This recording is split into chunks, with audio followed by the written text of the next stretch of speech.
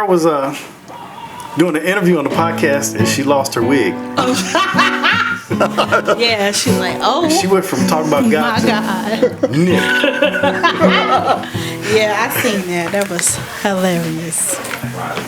Now, before we get too much in, I want you to throw in, if somebody wants to come to 1111 to get their hair done, how do we get in contact with you? All right, well, I am on Facebook, Instagram as 1111 Beauty Lounge, which is spelled EL3BEN11 Beauty Lounge. Okay.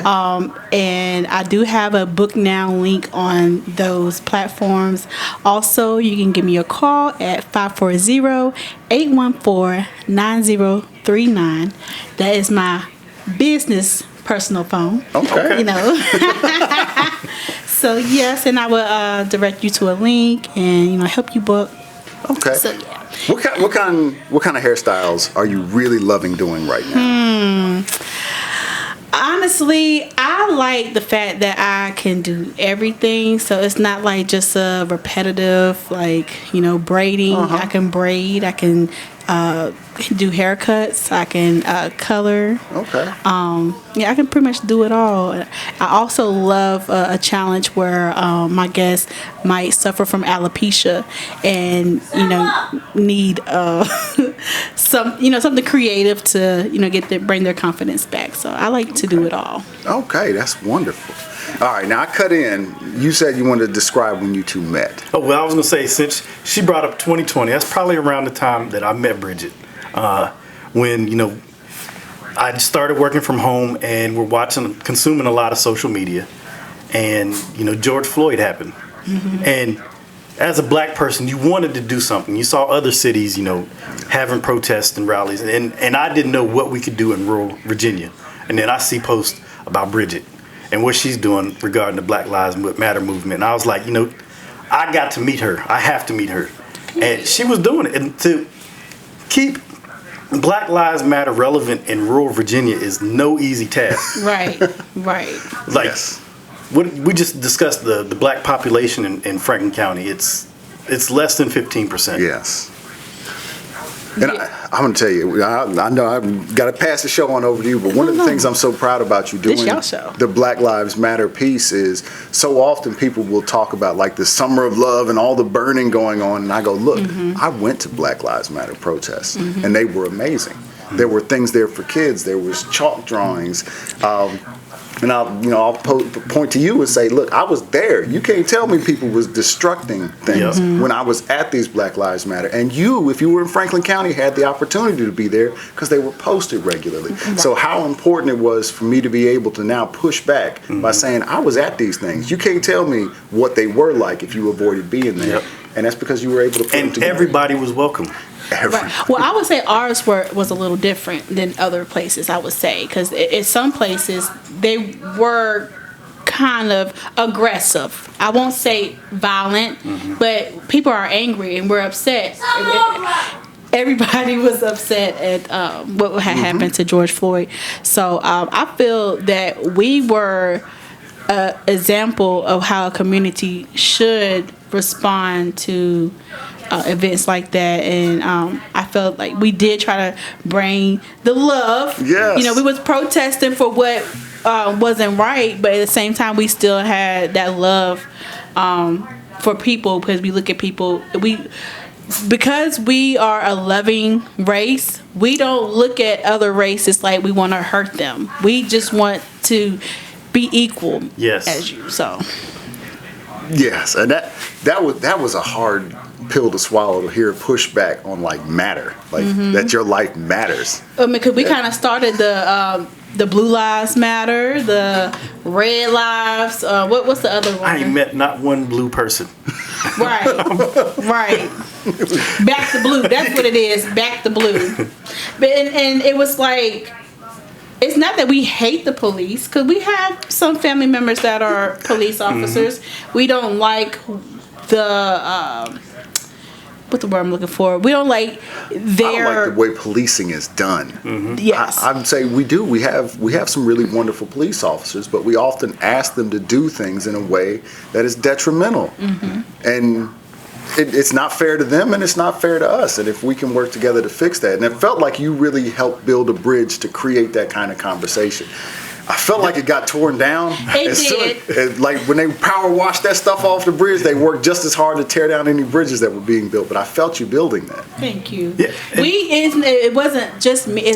Let me make, for the record, it is not me. It is us. We are the community. All the events that we did have, I wasn't there by myself. Yeah. We did that. So y'all have to give yourself credit too, because the revolution was not televised then. We did our thing. We were marching. We were saying things about, like earlier today, my customer, she brought up the fact that back in her time, which is not a long time ago, pretty much the white only pools, and that's just what it is. If you have to have a $700 stock to even get inside of this private pool, I mean, that's just another way of them keeping us away from their businesses. Yeah. It is. It's difficult explaining how systemic racism moves, and especially for folks that sometimes don't even want to hear that race is an issue, period. Yes, being able to start that conversation and being able to have it with them, I feel like you did. As a group, we were able to open that door a little bit more. It feels like it's closing back. Any ideas on how we can crack that thing back open? I feel at this point, what's her name? Mrs. Chisholm. What's her first name? Is it Shirley? Like Shirley Chisholm, like way back in the day, Shirley Chisholm ran for president. She said the seat at the table. Yes. I feel that we have to bring our lawn chairs and our folded chairs back to the table and sit there and let them know we're here. And this is not just your world. This is our world together, and we're gonna have say so in all these laws that you are creating to dictate our lives. I feel like we need more people to run. We need more people to speak up. It shouldn't just be Brian Moore or the Morris brothers or that Craighead girl or. We also got to bring up that you ran for delegate in rural Virginia. Yes. And did. How? Yes. Yes. That is no easy task. They was mad. And got some numbers. Excited. Bridget goes to Washington. We were excited. Look. And that was. I can't believe that even happened in my life. That's gonna be a part of my movie. Yes. How did it feel running for office? Because you got to the point where you was giving some speeches. Like I feel like I was helping a little bit. And at one point you sent me a speech, and I was like, "Dang, she's good now." Thank you. Well, I mean, I would definitely blame y'all for that. I was calling you all times of nights and days, like, "Hey, did this sound right?" It was very nerve-wracking at first, just because. I'm a hairstylist. I'm a cosmetologist. I'm from a place where I've been taught that I don't even belong in those type of places. So to have an opportunity to do that, I definitely took advantage of it. And it's like a do or don't type thing. And I knew that it was going to be some things that I had to get uncomfortable. And that's how you grow. Yeah. That just came to me. I was very uncomfortable speaking in front of people, and even speaking on things that I knew a little bit about, but it's like I didn't know how to even let people know that I am. I just didn't know how to connect in the beginning, or what I should say or how I should say it. But then as you keep going and you find your passion through this. Because I feel like without passion, you can't find your purpose. And honestly, let me back it up. You have to go through some pain first to find your purpose.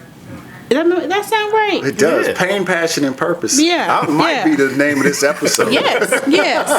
Because I had a lot of pain. The pain would be, the George Floyd, the all types of different situations that has happened with the injustice of being a person of color. and even also we can talk about this within our own community pain, whether it's in your family or fake friends or whatever the case is. So I had to go through some things that gave me a fire to find my passion. And once I found my passion, then that's where my purpose is pretty much just coming to fruition right now. So well, I will go as far to say that you actually gave me one of my first positive interactions with police officers, because I have not had positive interactions with police until I attended Black Lives Matter rally, and they were doing electric slide with us. And they did. And they hit that little. But also, I feel like it was our friend that day. Yeah. Well, at the same time, I feel like they really hadn't had that positive interaction with us. They haven't. So. But now it's Bridget Craighead. She's a pot stirrer. She a shit starter.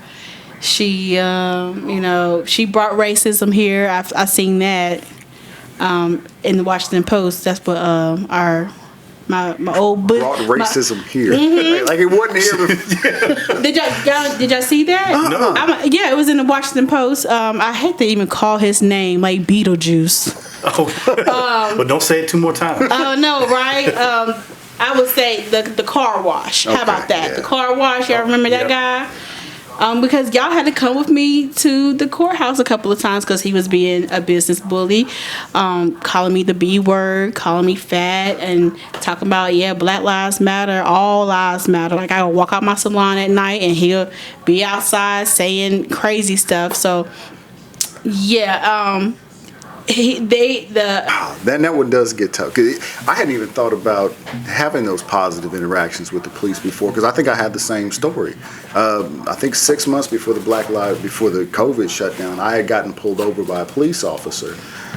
Daytime, but it's getting dusk. I had a headlight out. I was heading to go get a new headlight, and a policeman put his lights on behind me, and last time I got pulled over in Ferrum, 4 cops pulled in behind me. And so I'm sitting there on my lunch break with 4 cops looking like El Chapo. And so now I'm embarrassed. So this time I pulled behind Taco Bell. And then as soon as I did, and I stopped the car, I was like, nobody can see me here. Of all the places I picked, I didn't want anybody to see me get pulled over, but now, and he ended up searching my car. That's crazy. It is. And that was the last interaction I had with police before coming to those Black Lives Matter rallies, where I ended up kind of just talking with them, and sometimes they had to follow the procession, so they would march with us. You really did, for me too, bring my first kind of positive interactions with the town police that was in a directed situation. That's I hadn't even put that together. To hear that. Yeah. I hate that has happened to you, but I would say this to whoever's listening: if I feel if you ever pulled over, make sure it is in a well-lit area where people can see you.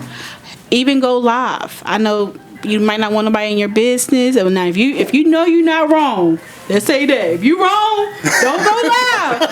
Don't go live. I don't know.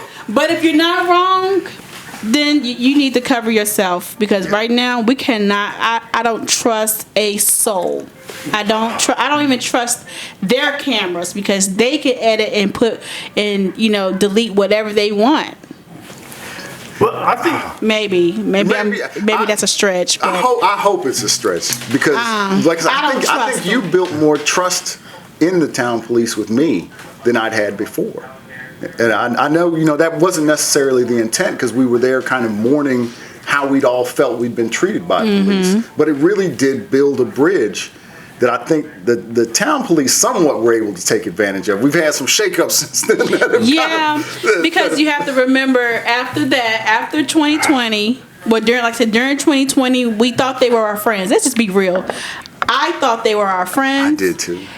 They were bringing us Happy Meals, pizza, water. They was there, but they wanted to make sure they befriended me to make sure that they had an eye on us. They wanted to know what we were doing. That's just what it was, because the following year, January 6th happened, and then you had all that go on, and unfortunately, like I will spill. I mean, don't.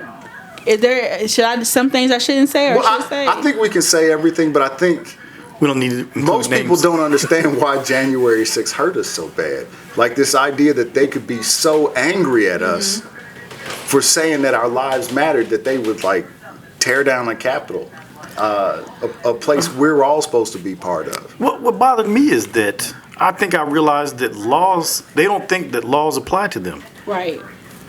But it was also that they lost the election and they felt that the election was stolen from them.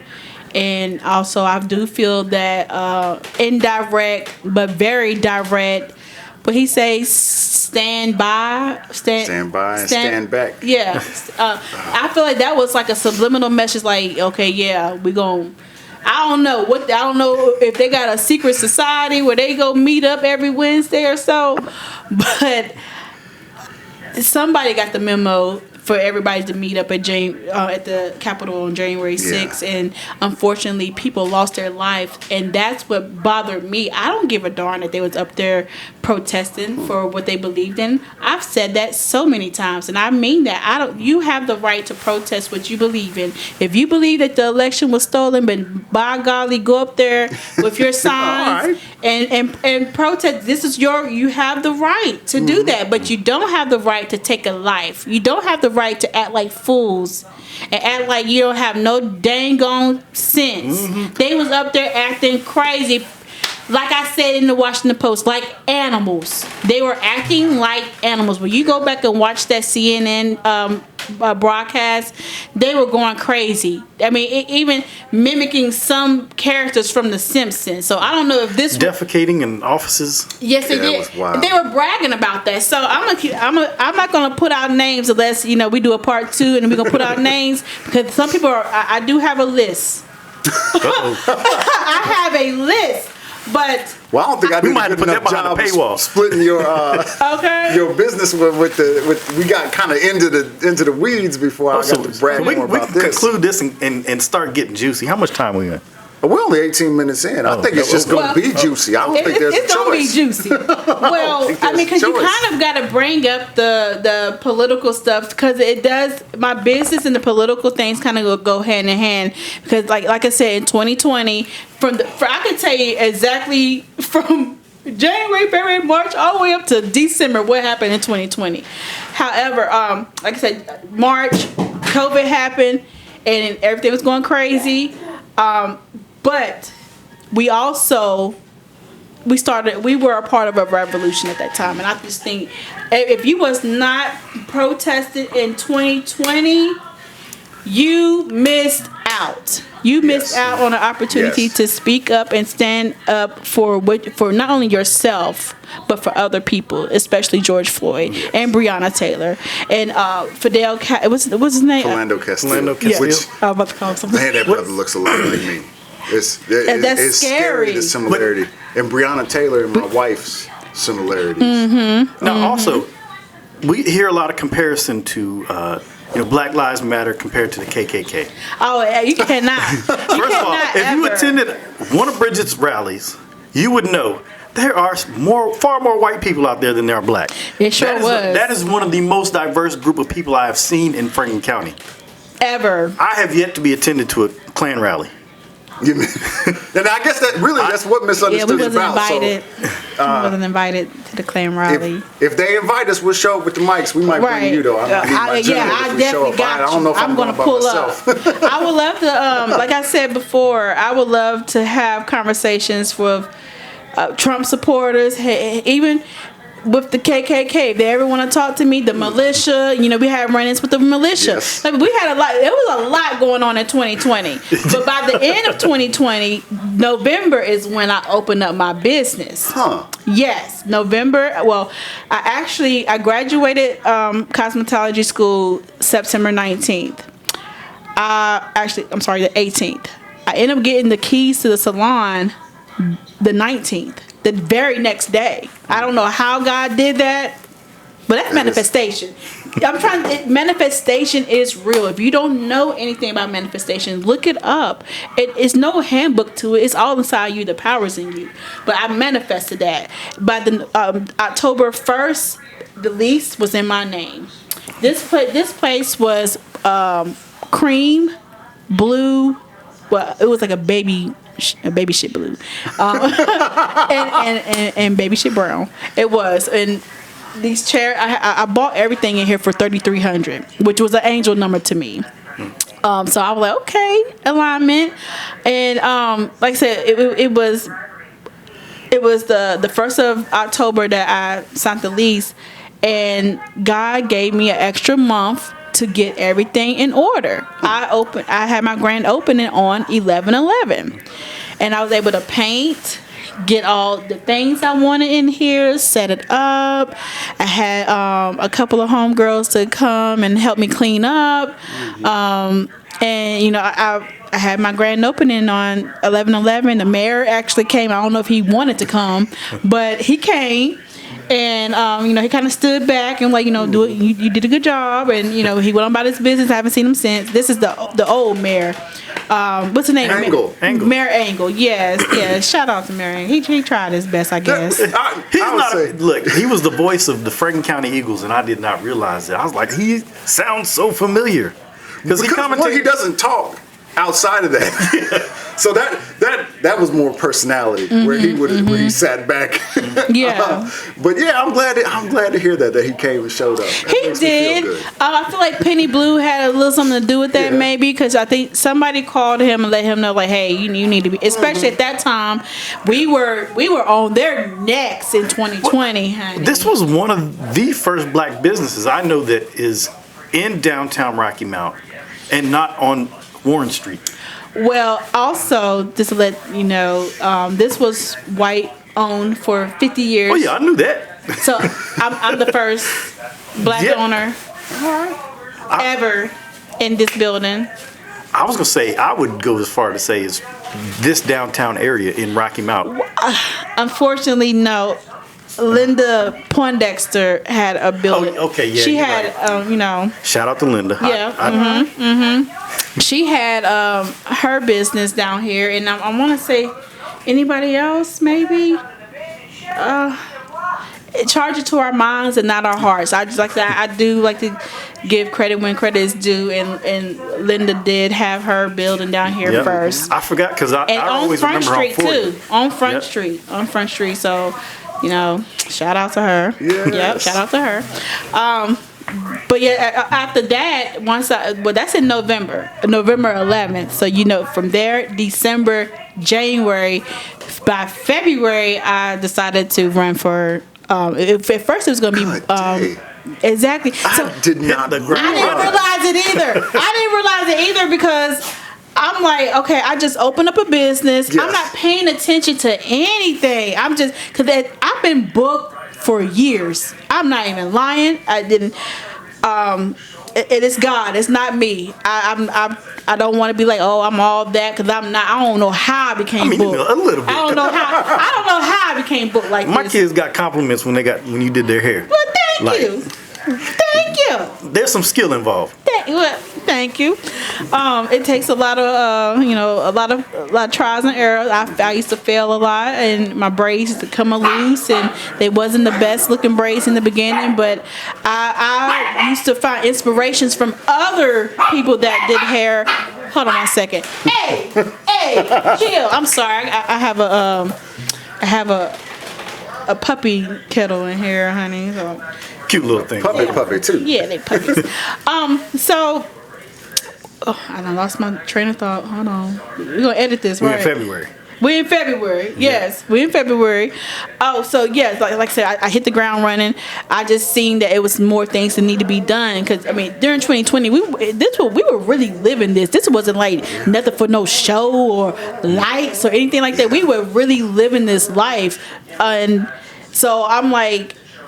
We can protest, we can show up, but if we don't bring our chairs to the table and let them know, like, hey, we're here, buddy. You know what I'm saying? I'm here. I want to know what's being said and done, and I have the right to be here. And at that time, that's what it was. I felt that the town of Rocky Mount was it the town or the county? I just felt like they just was not holding the officers accountable for being at the insurrection and admitting that they were doing unimaginable things inside the building and being a menace, being a criminal. They were doing the most, and I just felt like they just was like, well, they're innocent until proven guilty. Is what I think the board of supervisor of Rocky Mount said. Yes. So I was on his rump. I was like, I'm gonna run against him. And I don't know nothing about running. I just know how to run my fingers through somebody's head. That's it. No. I ain't know nothing about running at all. But then I got a call from this guy that his job was to pretty much place candidates to, I guess, our incumbents, people that So there's somebody running against them. We don't just give them these seats. Right, Yes. right. So yeah, exactly. But he was like, "Well, how about you run for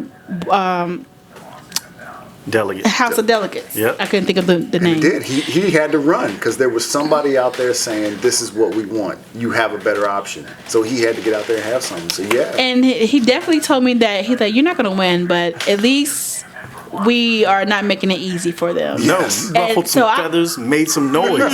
Yeah, so I understood this assignment. It did hurt not to win, just because at one point I'm like, oh my gosh, like we could really possibly do Yes. this thing. And my campaign raised $75,000. Oh, shoot. I know. I was like, okay, but my opponent he raised $300,000. So it just kind of just. That wasn't nothing, but it made me proud because I was the first Black woman to run, and from the last person that ran, I think she raised maybe like 10,000 or so. But shout out to her. It was Stephanie Cook. Yeah. Shout out to her. But I just feel like we did really good. I mean, we traveled. I got to meet Martin Luther King III and his family. Oh, I man. sung for them. Oh man. Yes, I did that. Y'all ain't know that? Oh yeah, I was. These are new stories for me. All right. Yeah, they had. What you sing? Happy birthday to you. It was Stevie Wonder on it.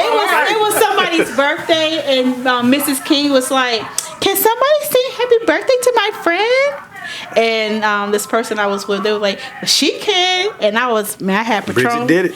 Oh man. I ain't gonna lie, I had a little bit of Patron in my system. It was a cocktail party, and they had the best of the best. And I got up there with my confidence. I'm like, "Happy birthday to you." Oh man.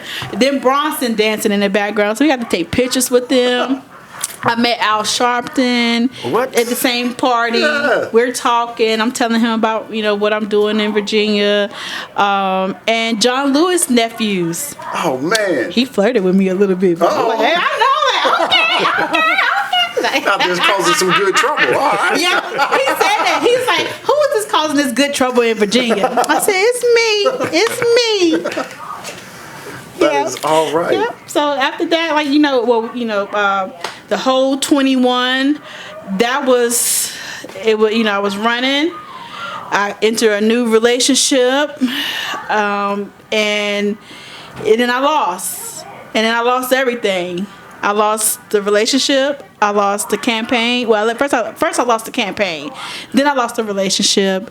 And then I just found myself losing myself because I ended up getting a charge during the campaign. You remember that lady that said I cussed her out?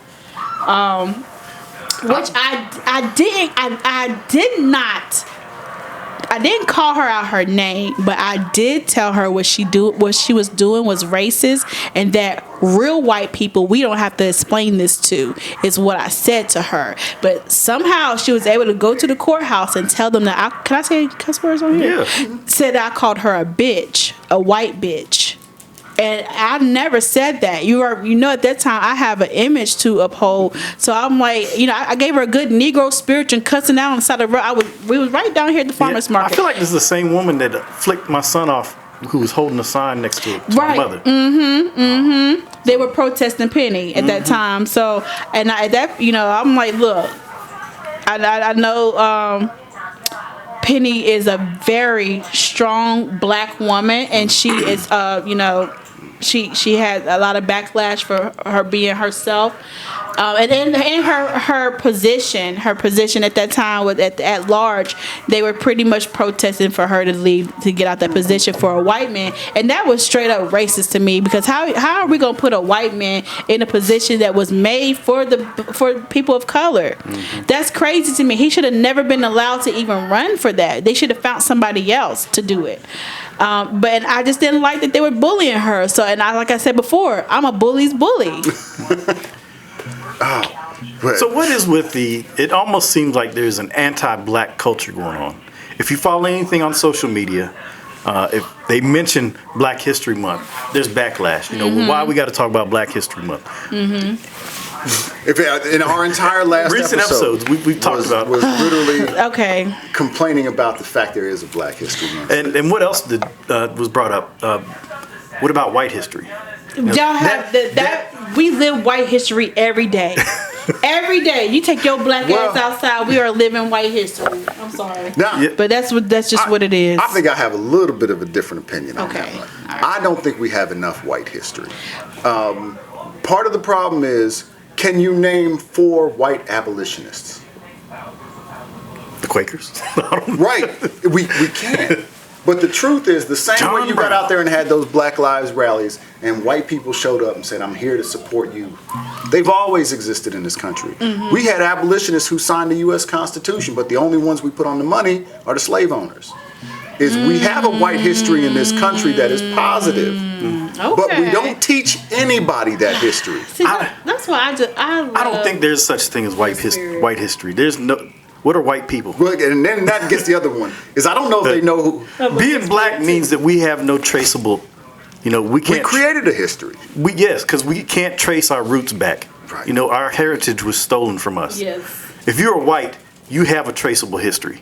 You are, Western European, you could be Middle Eastern, but you can trace your ancestry back to some other country other than America. We cannot. Mm-hmm. I think that's what hurt some of them. I think some of them gave up their traceable history to take the mantle of white.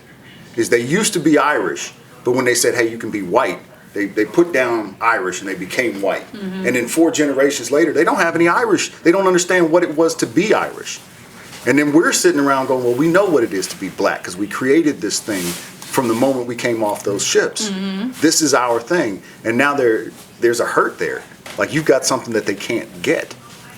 And we trying to get what they got. Isn't that ironic? Well, and I feel like, so going back to you and having you back on, it feels like we might need a resurgence of that revolution, which brought that together. We do.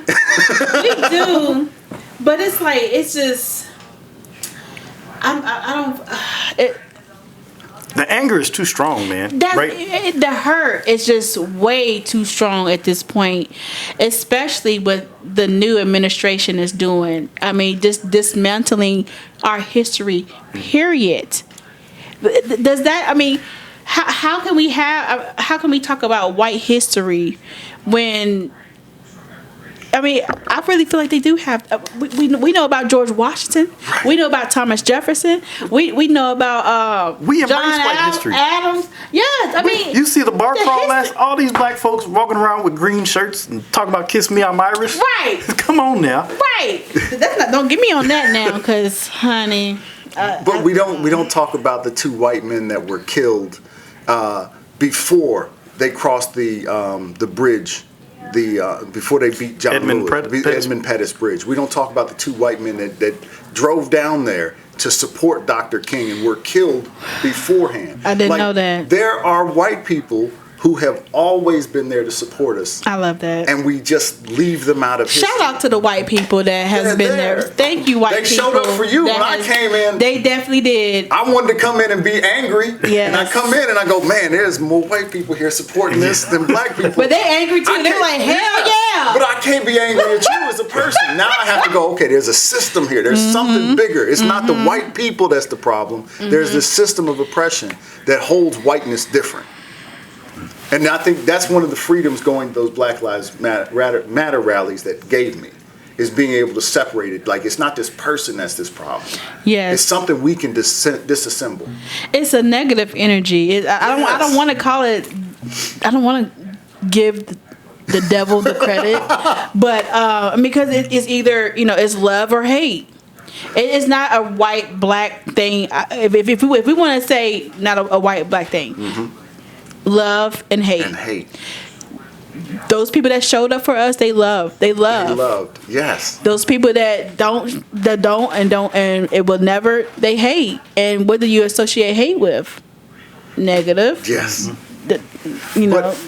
Devil-like energy. Reminding us that love is always greater.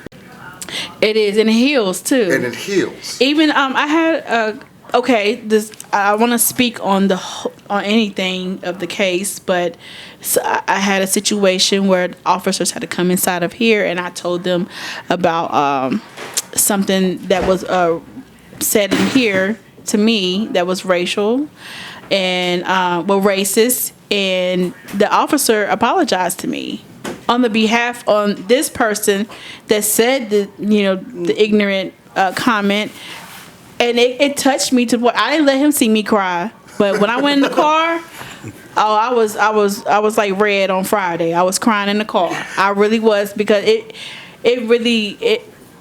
kind of low key healed me just to hear a white officer say, you know what, that was wrong. She had no business coming into your black business saying disgusting language like that.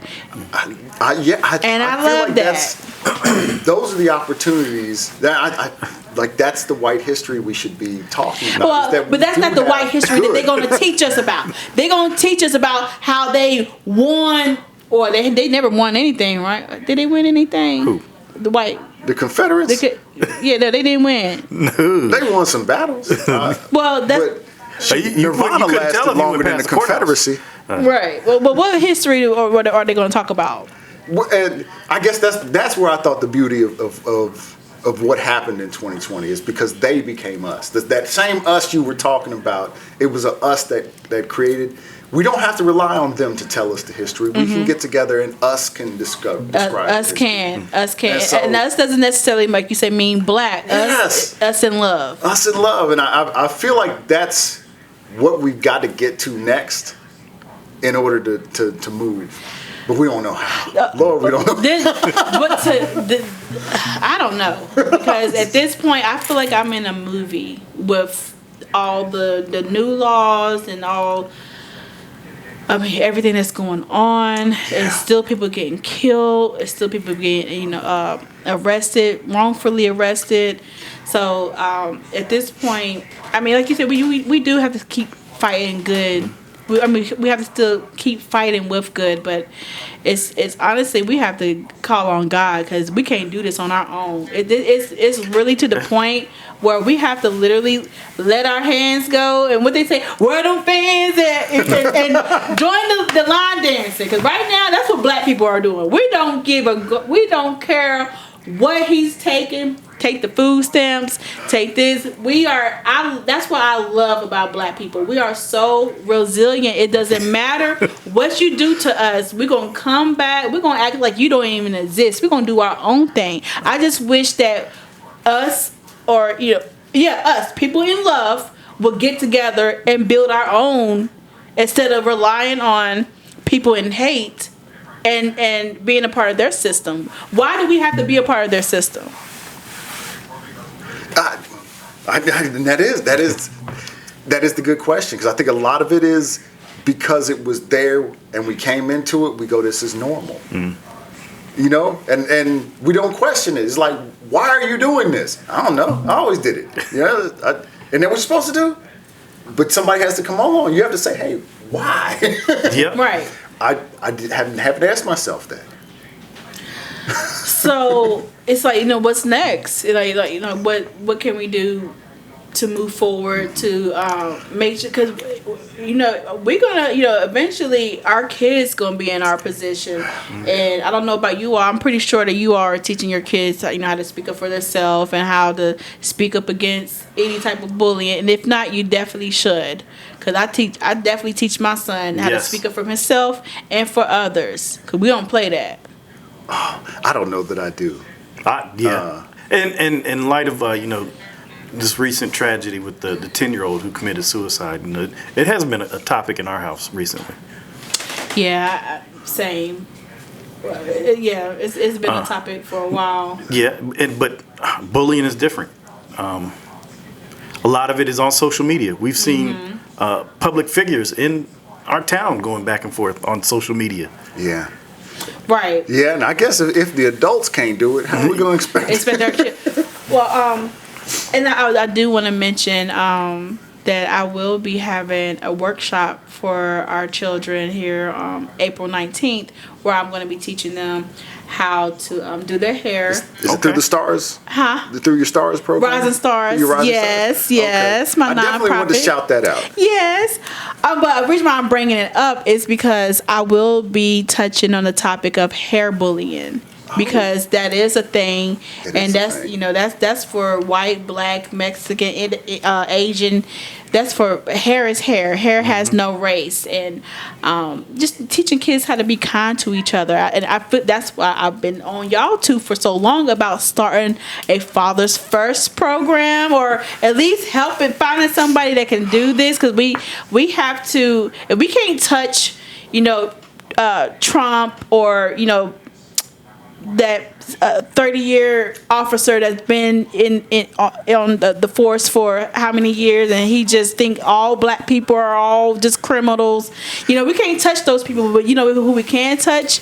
That 10-year-old little girl, or that 16-year-old young man that all he want to do is play basketball, but for some reason he can't play basketball because certain officials on the team don't allow him to play. So now he's angry at the world, and I feel like I'm speaking on your situation a little bit with your son and the things he went through with the high school. You know what I'm saying? It's things that's going on. Our kids don't have an outlet. They are told that they're not good enough, because that's literally, that was pretty much what was not said, but that's the energy that was put out, that you're not good enough. So thankfully, this little guy is resilient, because he went on about his business and found another team. But what if he wasn't resilient? He was in his mind about that and resorted to doing drugs or selling drugs, or being rebellious against his mother and leaving. And what I'm saying? Like, this is how things are created. And I feel like we need to start creating programs and mentorships and pretty much. I don't want to make it all about the black community, but we do need to love on us right now. You know what I'm saying? We need to love on us, and whoever else is for us, we love on them too. But for right now, we need to uplift us, because right now we are the target. I mean, of course, he went for the immigrants and people that wasn't legal and people that were legal. That he was just going in on them. But I hope people didn't think for a second he wasn't coming for us. I immediately got scared, but as soon as 1125 hit, I went and got me a firearm, and I it is what it is. Because right now, I mean, as a black woman, I am terrified. Even to walk out my salon, I'm terrified being, a black woman in 2025 with a president like him. And I'll support the idea of putting our efforts and our energy into supporting black. Mm-hmm. And I'll say especially because black has almost never been segregated. Historically, black colleges have always accepted white students. Howard's daughters from Howard University, his daughters went there. When we had the Black Lives Matter events going, white people were always invited. Mm-hmm. It's a non-segregated event. Even when we support black, we're supporting white. So I'd say, even if you're at home, if you're like, is it okay to support black if I'm not black? Yes. Because it is still supporting you. if you come to the Rising Stars and you are white, you are going to get a chance to learn the same things you would if you're black. I would say this though. I'm sorry, I don't mean to cut you off. Oh, okay. I gotta say this for the people too, because they will. I don't want your love if it's fake. If your love is not solid, keep it liquid. I don't want you. I don't want you because I can support you, or you can support me, but when you get mad at me or upset with me, what's the first thing you're gonna call me? You know what I'm saying? And I have had so many people, so many white people that I thought that was for me, turn around and hurt me. And I kind of have PTSD of it now, because it's like, who can I trust? You say you for me, but as long as I'm doing what you want me to do, but as soon as I go against you or you know what you want, then are you gonna call me the N-word? Are you gonna be there, for me like how you say you were for me? Yeah. So I just kind of have a little PTSD on thinking that every white person is for me. And because obviously they're not. Yeah, and gosh, that's a tough PTSD, because I think, especially for black women, it's somehow easier for black women to support black men than it is for black men to support black women. And it's been that way historically. Like, I mean, from the fact that we couldn't choose who we married. There's no way, as a black man in slavery, I could prevent my wife from being sold off. The last time I got pulled over, it was for having a third brake light almost out. Too dim. It has 5 bulbs on it. Only 3 of them were burning. That's crazy. He pulled me over, and I go into my normal, like, yes sir, officer mode. And it's the first time I'd really been pulled over with my wife, and it was weird looking over and seeing her, because another cop kind of pulled up on the side. Because you're a different person. Because I'm a different person. I'm like meek, and then I'm like, look over, and there's my wife seeing me as this, like, to this 20-year-old police officer. And I was like, oh man, this hurts more than I anticipated. Yeah, as a man. As a black man. Oh, that's a long history of that kind of thing, of not being able to support. I hate that. So I imagine that PTSD is really real, because not only do you have this from black, but you also don't have it just from white people. You have it from black men in some instances. Right. Where there's moments where I'm supposed to stand up and block you, but if I do, it might make things worse, because I'm more of a threat being there. And so, how do we start to heal that kind of thing? Like, I have no idea. It's honestly, I don't think it's no healing with that. It's just what they say. What's that saying? It's stand for. Is it stand for something or fall for nothing? If you stand for nothing, you'll fall for anything. Nope. Yeah, so I fool feel me once. Shame on. Fool me twice. You can't fool me again. Yeah. I would say it's just some things that you just can't be around. You can't get around it. And you being a black man in that situation, I would say. I hate the fact that it's like your tail is tucked in between your legs when they come, and I don't like that. And I hate that if you did have that like firm. It's okay to be firm. It's okay. How about that? It should be. But were you afraid that they were gonna get volatile with you if you were firm? I've been in that situation. At that point, your main instinct is the safety of your family or whoever else is in that vehicle. Because I've been in the same situation where, I was so humbled. The officer thanked me and said that your wife needs to, control her attitude. Oh Lord! So y'all about to make me okay. So look. So I had to sit there and knowing that I'm not supporting this black woman who has been supportive of me. For the last 20 years. It's a very humbling experience. Okay, I would say this. For now on, you only live one life, okay? Then I literally make my decisions off of what I'm about to say. Because it's been plenty of times, I'm like, dang, Bridge, why do you do that? I don't know. I feel God, and I really feel it. Sometimes he tells me, go off.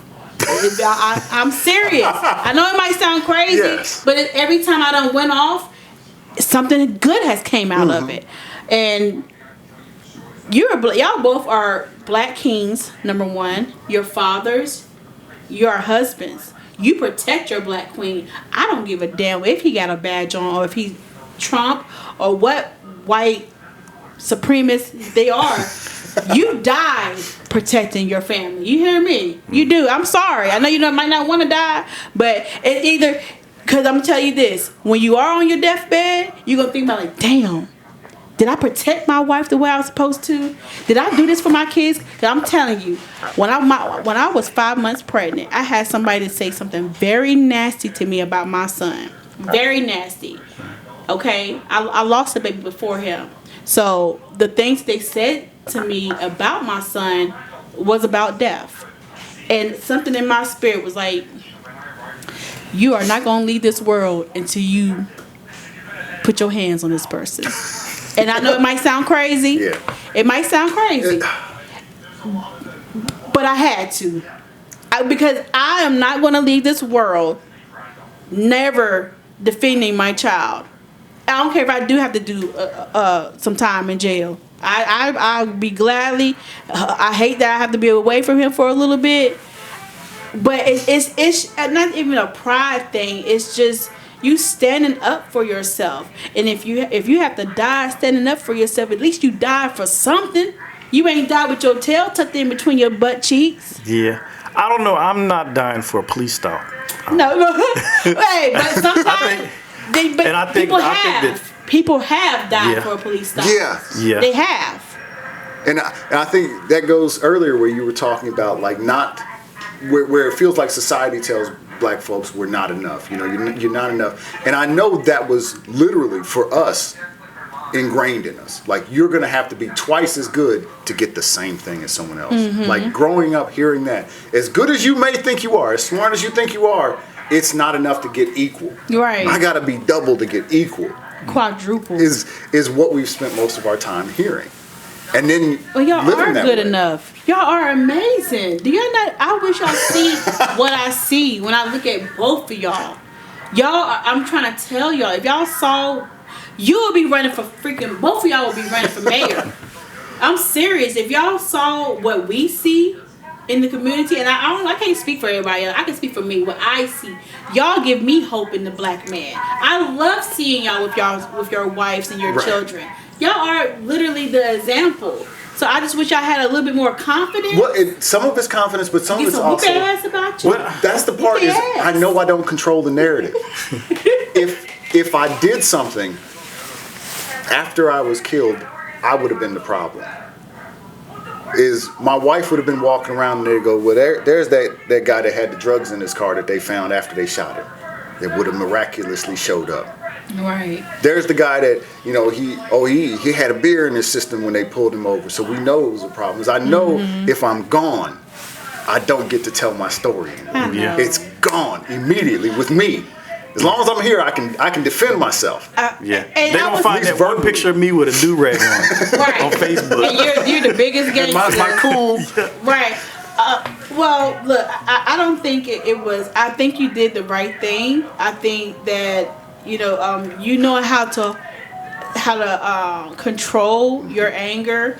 I mean, your wife is a firecracker. You already know she don't play that. She don't play that. But you being a black women man, are. Yeah, we don't play that. We protect y'all. We go crazy about y'all. Yes. I don't feel like y'all did a bad thing at all. But, don't be afraid. Don't be afraid. Like, you know what? This is not right. It's not what you say. It's how you say it. Mm-hmm. So you can still say what you need to say and not, being like submissive. Because that's what they did. That's what they did to your ancestors. They beat them down. So and then you not know what they to did. Do it to ourselves. You not know what they did to y'all, to black men back then. Yeah. They are literally obsessed with you. Your physique, your hair, even your manhood. They want it all. They cut it up. They they want to beat us so, and when I say they, the ones that hate It's us. The ones that hate us, not the white people that is for us and we're for them. I'm talking about the ones that literally hate our black skin, hate how we look, hate the way we talk, walk. It's because they want to beat us. That's what it is. And what they say, they hate us because they ain't us. I don't know how to identify them. Is why we behave so different in different situations. I don't know who's gonna be the one. You know, and so I gotta either treat everybody like they're not. You know, we don't know what to do, and I think that one worries me. So I done pulled you into some deep stuff on that one. like I was saying earlier, unloading my own stuff here. I don't know how much time we have, but we can make it in the second episode. Okay, so I was gonna say, you know, even with our current mayor, I have an issue with him. He was somebody that I did support, and I love that he was a voice. I'm not gonna say a voice for me, but I do like the change that he was trying to bring to Rocky Mount, especially with you know, former Mayor Angle. You know, he just pretty much went along with the along. Holland, I don't know if we can say names, but you gotta take it out if y'all want to. Yeah. Well, you know, I do like what he was trying to do, but I don't like that he don't give black people their not even their flowers, but he don't recognize us the way that I feel like he needs to recognize us, especially since black people been supporting him for years. Whether it's on the street or in the courtrooms, black people has supported him. And I feel that he has not used his platform to support us like he claimed he was going to do. He got all of our votes. So where are you now? Well, question, do you think he's able to in this environment? Probably not, because his supporters is let him know you better stay in line because we barely like you. Yeah, because they barely like him. Yeah. And that's some real. If he doesn't know that, he gonna know now once he hear this. They barely like it. Every white person I have talked to that is in some form of office or even a lawyer has something bad or negative to say about him, even before he became mayor. So I'm pretty sure he had the black vote. So where were you at in February? All I asked was to do an event. You don't have to do an event with me. I know with my name attached to it, nobody will probably come. What? But quite the opposite. His people probably won't come. Oh, but they won't come anything black regardless. Right. But and you know, with me being a small business owner, you know, when it comes to money, all this be me. All of this is me. If you see anything with Rising Stars or 1111 Beauty Lounge, this is these hands. These hands is making the magic. I don't have no special funding from anyone. I mean, the town did give my organization a grant 2 years ago, which was I'm grateful and thankful for it, but it was very small. It only was able to cover bills. That was it. Anything I have done for my children has been out of the pockets of supporters and myself. I don't like that. I don't like that it's nothing here for the kids to do. No solid programs. And we have programs, but we can add to these programs. And like I said, I don't like the fact that nothing was mentioned about Black History Month the whole entire month. And you know the hurtful things that the Trump administration is trying to do to us black people. You know how hurtful it is to say that your history is just washed away. We don't want to hear nothing about Tuskegee Airmen. We don't want to hear nothing about who else they pretty much eradicated. I mean, Harriet Tubman. We not gonna get her on that 20. Oh, please don't. I'm not even. They did promote her to general though, because you know she is the only woman who has ever led troops in combat. Period. Shout out to Harriet Tubman. I know it might sound crazy, but I mean, when you speak their name, your spirit is here. But when we're doing Black Lives Matter, we spoke a lot of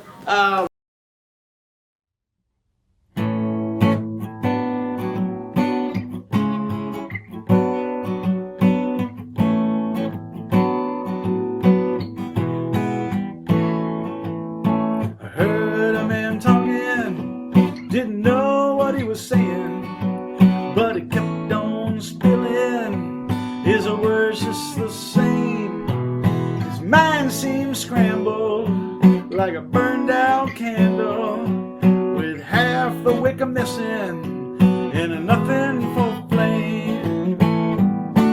Give me a savior that takes me away. Give me a blanket and a space for my head. When time descends like an old stage curtain on the back of my eyelids, I'll be in a place instead.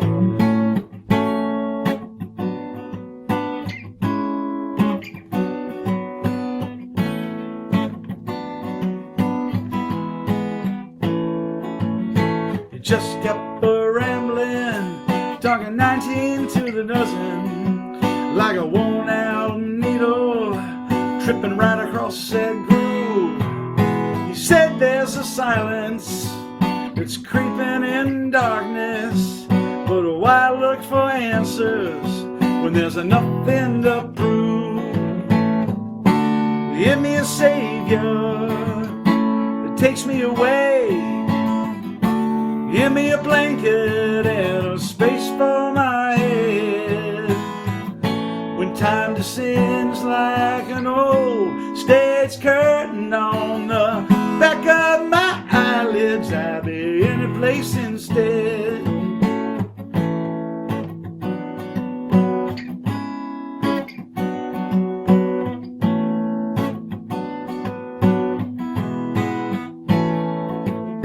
If time were elastic, would we dare ask it to hold on to something, for it melts down like ice?